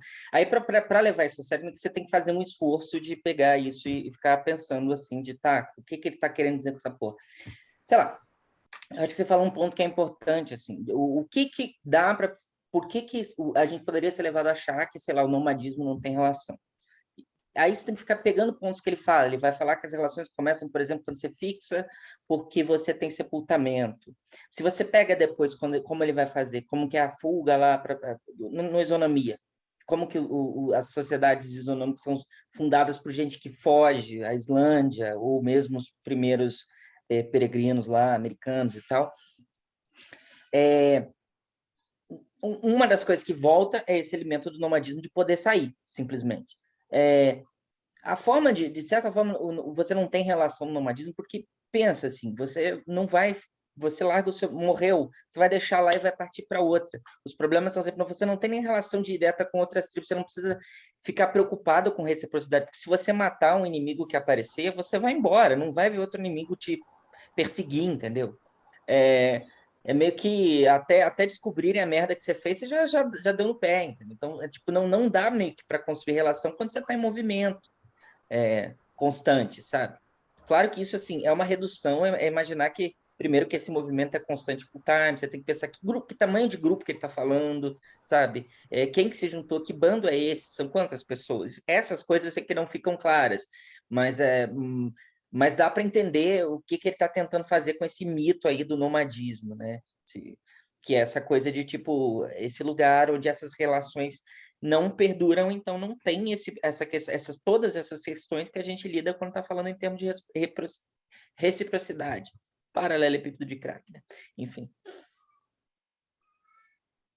Eu acho que é uma coisa meio louca até, porque no fim das contas parece que a nostalgia do cara, tipo assim, o desejo, né? Se o nomadismo, e justamente essa estrutura de fuga que está em nome, é um desejo de associalidade, é uma pulsão de morte. Se a gente quer falar em termos assim, psicanalíticos, se a gente levar o Karatani até o limite, e para mim isso é um pouco assim do problema, talvez ele não está vendo como ele está meio que... Como o comunismo dele é uma pulsão de morte, ele quer o fim de relações. Porque ter relações é ter relações hostis. E ele não quer isso. Ele não quer relações. Ele simplesmente não. Ele é tipo assim, I would prefer not to. Aí ele vai embora. Eu acho que esse é sei lá, o mundo utópico do Karatani é tipo assim, você tá lá na pós-vida, aí você encontra outra pessoa e você fala assim, não, hoje não, e vai embora. Porque... Mas aí talvez é engraçado, né? Porque aí talvez a gente pode matar o modo D. Porque o modo D é isso. Desculpa, eu sou muito contra o modo D, gente. Cara, eu acho que você foi muito rápido, mas assim, eu acho que tem muito essa leitura, assim, o que me atrai um pouco é isso também. Porque eu acho que tem essa coisa, tanto que esse universo aí do Troca me parece ser jogado num passado meio tão nebuloso quanto esse futuro que se propõe com o modo D, assim. Então, essa passagem que você faz com a pulsão de morte talvez tenha um negócio aí para se pensar. Porque sei lá, isso é avançar muito no próximo, mas enfim, quando ele vai falar do Kant, toda a redenção que ele faz do Kant é por um caminho muito enviesado, assim, quando ele fala naquela sociedade e tal, da paz perpétua, ele vai enfatizar que assim, a paz perpétua vai surgir só como resultado de, tipo, de muita guerra, tipo assim, ó, a gente quase se matou, então vamos fazer essa coisa para a gente poder conviver com essas diferenças sem se matar, é meio que garantir essa distância segura das coisas. Por exemplo, isso é uma das coisas que eu acho, assim, quando ele vai falar do modo C, que a gente quer acabar e tal, eu acho que muitas vezes é quase carinhosa a leitura em alguns momentos, assim, tipo, olha só, não demoniza, essa coisa veio aí, ó, a gente tá fazendo umas merdas, mas vamos lidar com isso, tentar lidar com isso de outra forma. Essa é uma impressão que eu sempre tive, assim. Mas eu acho que a gente pode voltar a isso bem mais à frente no grupo, porque eu acho que isso vai aparecer, sei lá. Quando vai falar das sociedades de ações, por exemplo, eu acho que é uma coisa que é bem interessante, que dá uns nós interessantes assim na galera que está pensando no marxismo hoje assim de um modo mais tradicional e tal. Não, eu super acho assim, que o meu problema, na verdade, é com duas coisas, eu acho. Assim. E também, assim, o meu problema não é com a pulsão de morte em si. É que digamos assim, pensando agora, assim, isso é uma coisa que eu pensei agora, assim, se o modo nômade para ele é um modo asocial, e eu acho que é um modo asocial de fato, se, digamos assim, você tem ali, né, a pulsão, sei lá, acho que eu fiz uma leitura pausada do Além do Princípio do Prazer, mas foi tipo, no final de 2020, então não está fresco na minha cabeça, né? Mas se o princípio, né, do prazer, né, da ausência de como é que é o nome? Ausência de estímulos negativos, né? Enfim, tem todo aquele papo, né? Dá para entender por que as relações sociais são problemáticas, porque elas obrigam, elas têm atrito, elas têm uma relação com o desconhecido e elas têm processos de você abrir mão de coisas. É isso que é a própria relação de dar dividida. Você faz não porque você quer, mas porque você precisa. E que você tem um impulso asocial, eu acho massa. Mas eu tenho a impressão que o Karatani não entende, ele não está tomando esse princípio asocial como uma pulsão de morte, digamos assim. Então, ele não consegue enxergar que, quando ele está pensando uma utopia, em que é o modo que ele vai dizer isso, a utopia, o comunismo, o fim da história para o Karatani, porque o Karatani, assim, ele pode até ser, digamos assim, honesto, que ele acha que o fim da história não vai acontecer na vida dele. Mas o Karatani, ele acredita, digamos assim, no fim da história enquanto uma ideia regulativa, enquanto algo que deve acontecer, né? E que a gente tem que tratar como se fosse acontecer. O fim da história para o Karatani é um mundo em que a gente é livre e igualitário. Só que se a gente olha para todos esses traços do nomadismo que ele vai pensando, é igualdade para quê? Para poder ir para outro lugar, para não precisar lidar com os mortos, para não precisar interagir com as pessoas. É uma coisa muito esquisita isso, né? E assim, eu acho que ele tem uma sacada em perceber que isso é uma pulsão. Eu acho que é uma pulsão, eu concordo. O que leva a gente para a sociedade o Karatani.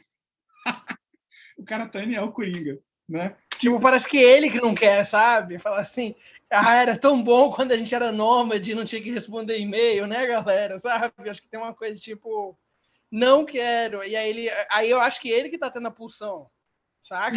O Karatani. Eu acho que ele tem uma coisa meio nerd, assim, tipo, não quero lidar com a sociedade. Cara, era bom quando o comunismo não tinha que lidar com a sociedade, sabe? Então, já que não tem isso, a gente vai para a segunda melhor coisa. Exatamente, exatamente. Só que assim, eu acho que assim, que tem pelo menos a impressão que eu tô tendo agora, né? Que é tipo assim, eu não acho que ele está errado no sentido de que eu acho que ele descobre, como geralmente, acho que os bons pensadores, eles descobrem as coisas sem querer, né? E eu acho que o Karatani, ele descobriu que tem assim, ele conseguiu descrever uma pulsão de morte que transcende a pulsão de morte do modo A, que é a vida sem parentesco, transcende o modo B, que é a vida sem política, e o modo C, que é a vida sem trabalho. É a vida sem ninguém, né? Eu vou embora. Tipo, finalmente, assim, só eu. Acho que tem essa pulsão, né? Tipo, quantos livros de ficção científica são literalmente sobre você ser a última pessoa no planeta Terra, sabe? Tem aquele Will Smith, mas aí ele descobre que, tipo, bom, tem os zumbis, né? E, tipo, eu sou o robô, eu sou a lenda, né? Mas, assim, primeiro que tem ele, mas tem um cachorro, então não conta, porque o cachorro meio que já é uma pessoa. Sim. Isso complica as coisas de um ponto de vista antropológico, mas tem os zumbis também, eles meio que também são pessoas, mas também não são pessoas. Aí, enfim, aí depois ele descobre quem que é, Alice Braga, não sei. Mas, Alice Braga, enfim, né? tipo assim, aleatório demais, né? Tipo, eu descobri que tem outro ser humano no planeta Terra e é um brasileiro? Não é brasileiro? Sabe? É a distopia mor, né? É a maior distopia possível. É o fim do mundo. This is the bad ending, né? É o Brasil. O mundo é o Brasil. Porque Alice Braga representa isso. Não, tipo assim, eu acho que o Bolsonaro entraria nisso, porque o comunismo do Bolsonaro é só ele, né? Ele não quer mais lidar com mais ninguém, assim, por isso ele tá tentando. O que você descobre encontrando Alice Braga é que o fim do mundo não era o fim do mundo, era só a periferização do mundo, né? Tipo... Exatamente. Porra, mas imagina, o Rafa, né, com esse papo de pulsão de morte, me fez pensar muito assim, se você quiser levar o extremo já, tipo assim, na verdade, o modo D do Karatani é converter o sistema todo em uma grande mãe que tá ali sempre para te atender quando você chora, cara. É um seio disponível, full time, assim, tipo, é um sonho. Achei que mandar um e-mail para ele, Karatani, você está bem? Você quer conversar? Está lendo seu livro? A gente, um grupo de estudos aqui no Brasil, a gente chegou à conclusão que talvez você não esteja bem. Ele é o Will Smith e a gente é a Alice Braga mandando esse e-mail. Então, exatamente. Exatamente. Que bom, né? Que ele precisa desse conforto. Porque a Alice Braga entra no filme só para, tipo... eu sei que a sua mulher foi devorada, né, por zumbis, mas, assim, eu tô aqui... Ela literalmente entra na cena, tipo, fazendo ovo mexido para ele. É estranhíssimo. Assim. Eu fiquei É com o vontade jeito de mais rever esse filme. antidramático possível. Eu fiquei com vontade de rever esse filme agora, assim. Preciso descobrir onde É, eu também acho que eu vou ver hoje. Que ela tá lá fazendo um ovinho com bacon, né? E essa que é a pior parte, é colonizar. Tipo assim, a Alice Braga não chega fazendo uma tapioca pra ele, sabe? Tipo, ela não faz do jeito brasileiro. E você Aí é você fica, obrigado a pô, se perguntar nesse momento, né, de onde saiu esse bacon, brother? Tipo, exato. O mundo acabou, tá ligado? Sabe, Alice Braga é o bacon do agronegócio brasileiro que sobrou, né? que sobreviveu, né? É tanto agrotóxico que aguentou a parada, né? Ou tipo, Não, sei lá, né? No mundo colapsado existe um mundial em Nova York, assim. Sabe? E ela foi no mundial e comprou. O mundial aguentaria. Tá aí, tipo assim, eu sei que eu tô falando muita merda, mas eu vou acabar. Eu diria que, tipo assim, o mundial é esse lugar da zero socialização. Assim, todo mundo que já entrou no mundial sabe que é isso. Assim. É o lugar onde você não precisa socializar mais, é a pura mercadoria. ao mesmo Ou tempo, talvez não, né? ao mesmo Você tempo. tem que socializar, essa é a pior parte, Não, mas entendeu? É o então, ao inferno da mesmo tempo, sociedade. o Mundial tem um mito, que é um mito que eu queria comprovar. Eu e meu companheiro, a gente quer fazer isso, mas é muito cedo. Que se você chegar lá na hora que abre, todo mundo bate palma para as pessoas. O mito que Tipo circula sobre. aniversário do Guanabara. Oi? Não, é no Guanabara? Acho que o Guanabara tem isso. Não, uma amiga minha, ela disse que o Mundial é o lugar onde a criança chora e a mãe não vê. E eu acho que tem muito a ver com o Karatane, cara. Mas enfim, né? Tipo assim, pra quem não é do Rio. Mas acho que toda cidade brasileira tem algum mercado que é assim. O Felipe tá certo, o Guanabara. Não, mas no Mundial Então eles também. batem Eu tô palma, sendo. né? Mas no Mundial também tem. A gente vai provar isso. Mas você conhece gente que foi? Sim. Ah, então, ó. É? Então, ela conhece real? pessoas, a minha companheira conhece pessoas que já foram lá, só que iam nesse horário só para receber Eu sei que esse. Guanabara da Tijuca tem isso também. Que isso, cara. Nossa, fantástico. Eu vou ter que fazer, vou acordar cedo só para ir no Mundial e É, receber validação, né? Das caixas do Mundial.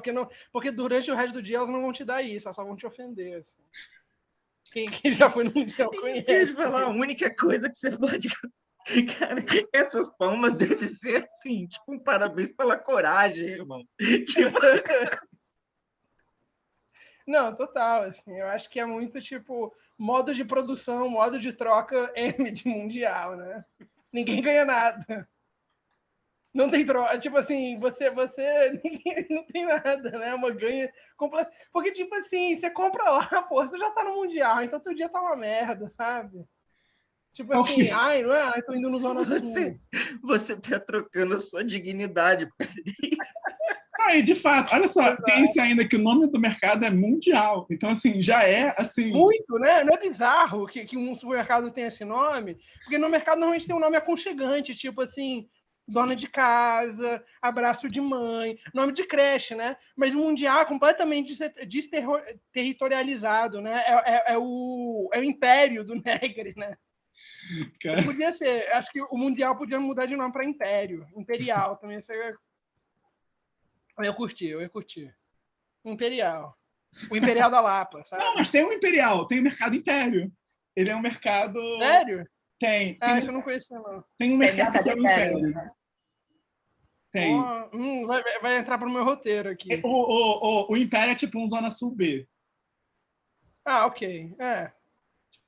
O Zona Sul aí, o Zona Sul é outra conversa, entendeu? Quando a gente chegar no capítulo sobre o modo de troca capitalista, aí a gente fala sobre o Zona Sul, entendeu? Porque aí, vou te falar, cara, é outra experiência. O mundial é mais baixo. Nos estágios de desenvolvimento da humanidade. Eu acho que talvez assim, eu queria que alguém tem que pegar isso, fazer esse ensaio, os mercados a partir dos modos de troca. Nossa, muito. Muito. Fica na lista. Ah, gente, eu acho que assim, que com isso assim, acho que tá bom por hoje, foi ótimo assim. Esse final foi. Alguém quer fazer mais algum? Recuperar a conversa, né? Tipo assim. Palma, né? Eu só consigo bater palmas que nem os funcionários do Mundial. Então, gente, o modo de socialização primário é. Você quer saber o que ele é? Você quer saber o que é essa sociedade? Você vai pro Mundial. Exatamente. Totem tabu do Mundial. Bem, gente, olha só, uma coisa que eu ia avisar, semana que vem eu não vou ter como estar no encontro, porque eu tô meio fudido, aí eu falar pra gente adiar uma semana, porque eu tô bem fudido na semana seguinte, e eu tenho uns prazos, mas aí a gente continuaria, então, daqui a 2 semanas, com o primeiro capítulo do modo B, que é o quê? O Estado, que é bom que vai começar já hobbies na veia. Né? Acabou a risadinha, né? Não, acabou. Sem risadinha. O Mundial também tem isso, né? Porque é um lugar muito violento, né? Então me lembra do Estado. É uma guerra de todo. Você foi no Mundial, tipo assim, primeiro dia útil do mês, quinto dia útil do mês, cara. A amiga minha falou que ela já viu uma criança rosnando lá. Literalmente, assim, a guerra de será que o livro chama Estrutura da História? Devia chamar Estrutura da História do Mundial, né? Bem, ele está falando da economia de mercado, dos mercados, que é o Mundial. Fala assim, Karatani, eu acho muito mole você ficar falando dessas coisas, mas tu nunca fez compra, entendeu? No Mundial aqui de Botafogo, entendeu? Eu acho muito Cara, fácil. eu devo dizer que sobre a criança rosnando, a minha avó é frequentadora do Mundial de Copacabana.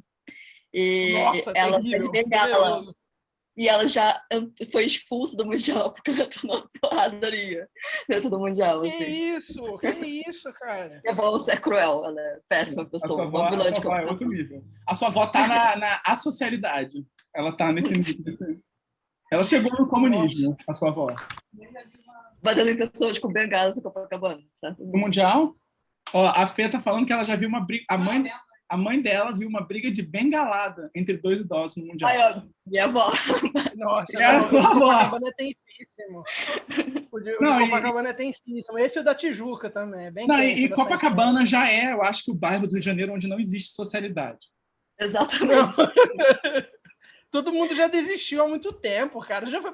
Copacabana é aquele lugar que você vê aquelas... Sabe aquelas lojas de moda masculina dos anos 70? A parada tá presa na ditadura, assim, é muito estranho. Você entra lá, você fala assim, você entra lá, você vai comprar tipo um short tactel por R$150, tem tipo um quadro do Ustra na parede, sabe? O cara, e fala assim, aceita dinheiro? O cara, não, só cheque. Em 2022... Em 2022, cara, você vê uma coisa dessas. Assim. O cara puxa a máquina do cartão e é aquela máquina que você fazia assim, né?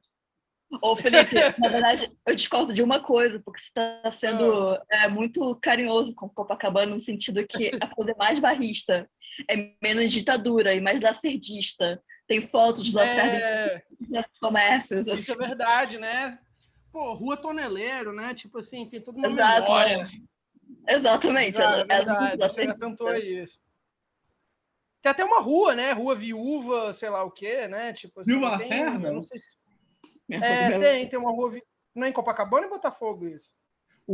Isso é uma fofoca, mas existe um boato na minha família de que o ex-marido da minha prima, ou seja, já é uma coisa levistanciana, né? Primo, sei lá o quê. É um filho bastardo do Lacerda. Não, a mãe dele é uma filha bastarda do Lacerda. É uma pena que eles se separaram, porque o mito de... não criou uma dinastia. Ser um filho bastardo do Lacerda. Mas, enfim, gente. Todo mundo, então, vê Eu Sou a Lenda e depois ir para o Mundial. Ou melhor, ir para o Mundial, comprar, sei lá, pipoca, comprar bacon, né? Bacon, né? Hoje em dia não é mais bacon, não. Vou ser sincero. É por isso que a Alice Braga tinha bacon, entendeu? Porque... E levar para Alice Braga cozinhar, né?